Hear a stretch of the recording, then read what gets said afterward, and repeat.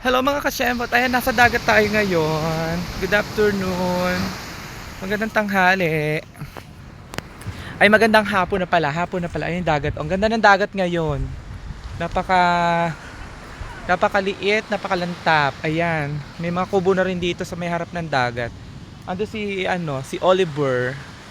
Nagba-vlog din. Magandang hapon sa inyo. Ng hapon mga kasyembot. Pwede na kayo mag-swimming mga kasyembot, maliit ang dagat dito sa bayan ng Dingalan, dito sa Barangay Matawi.